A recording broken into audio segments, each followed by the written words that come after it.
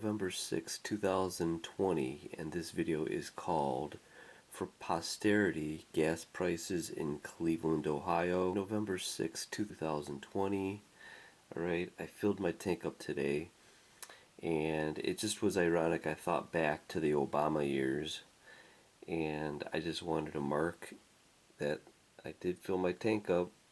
I got 23 gallons, almost 24 gallons at $2.09 a gallon. Cost me $50 to fill up my tank. And I just remember, it wasn't all the time, but during the Obama years we were getting to the point where it was getting very expensive just to fill up your tank of gas.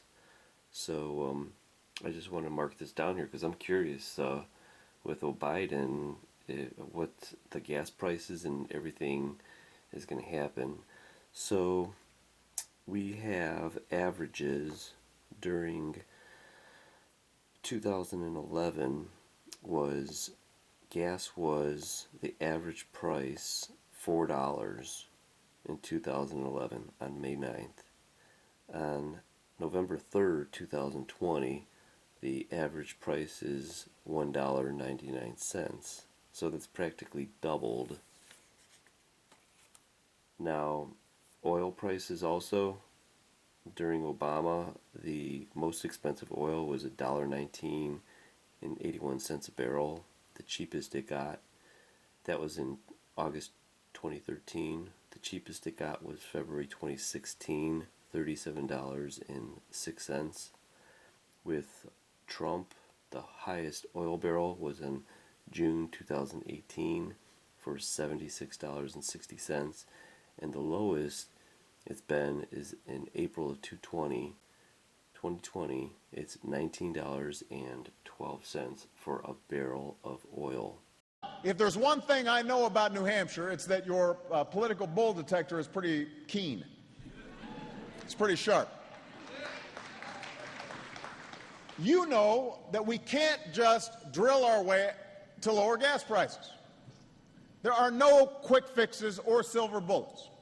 If somebody tells you there are, they're not telling you the truth. If we're going to take control of our energy future, which we have to do, if we're going to avoid high gas prices every single year, with a lot of politicians talking every single year but nothing happening, if we're going to avoid that, then we've got to have an all-of-the-above strategy that develops every single source of American energy. Not just oil and gas, but also wind and solar and biofuels.